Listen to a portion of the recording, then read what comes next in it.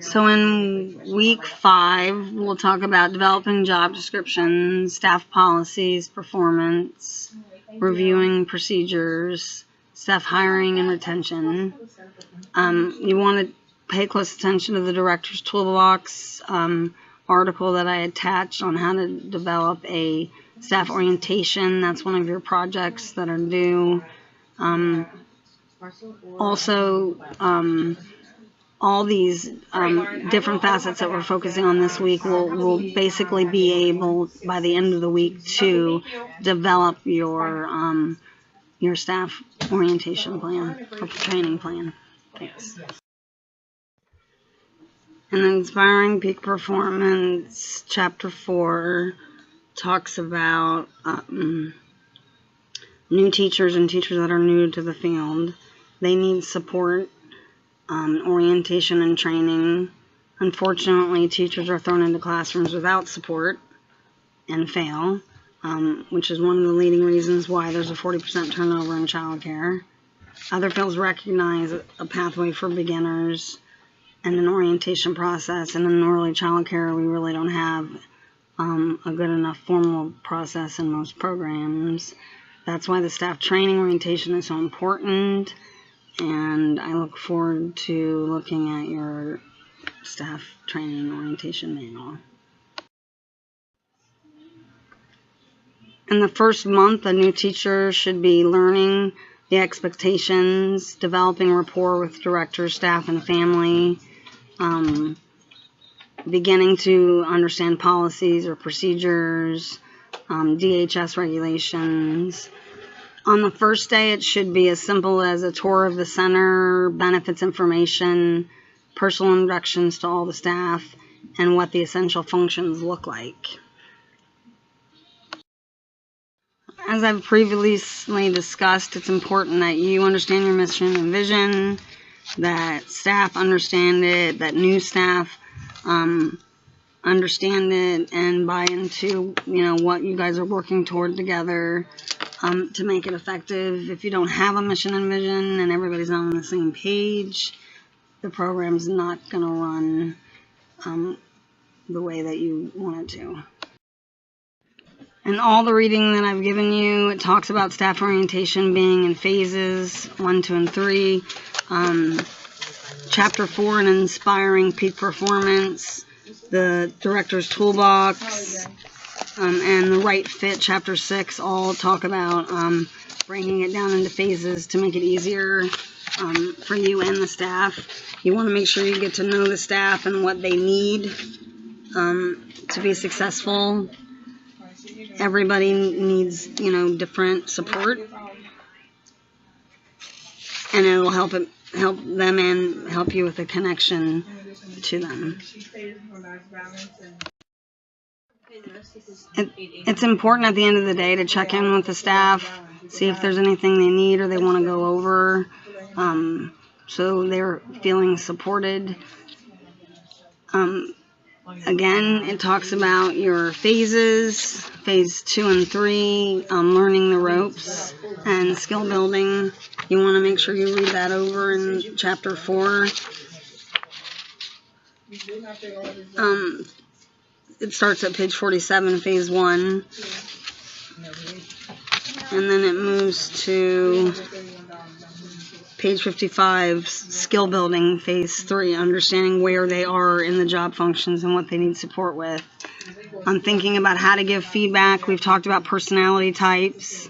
The last week you did your personality type to understand what personality type you were, and you want to understand what your staff are so you know how to communicate and to give them feedback in a way that they can hear it.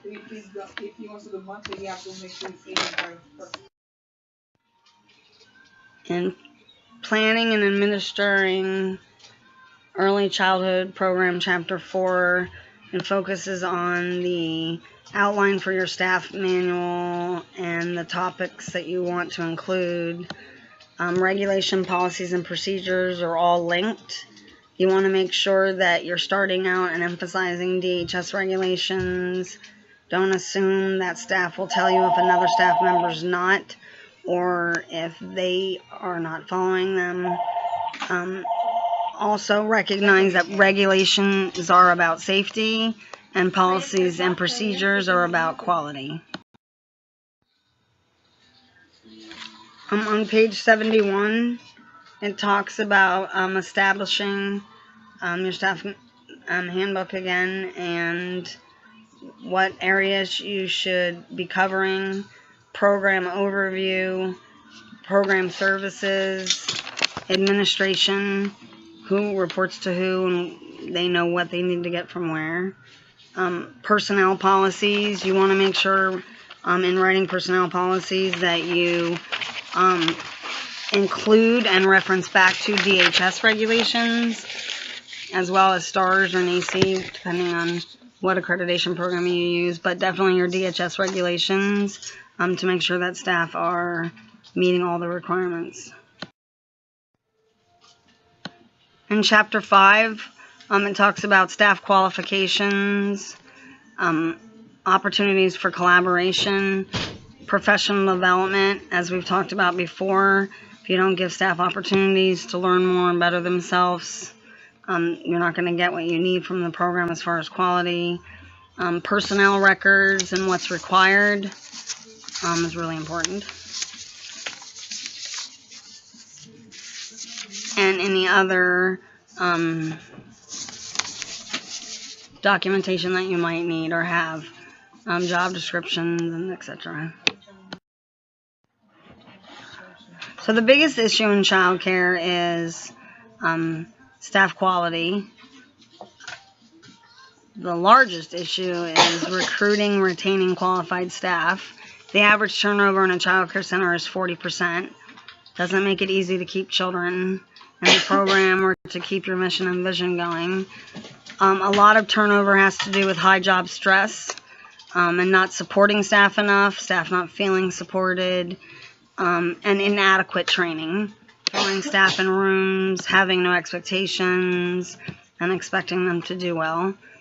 The director's responsibilities, is management, but it's really assessing needs and recruiting staff and understanding what they need in order for them to be successful and to lower your retention. The director has a higher part in retention than benefits or anything else. If they don't connect to you, if they don't feel supported by you, they will not stay.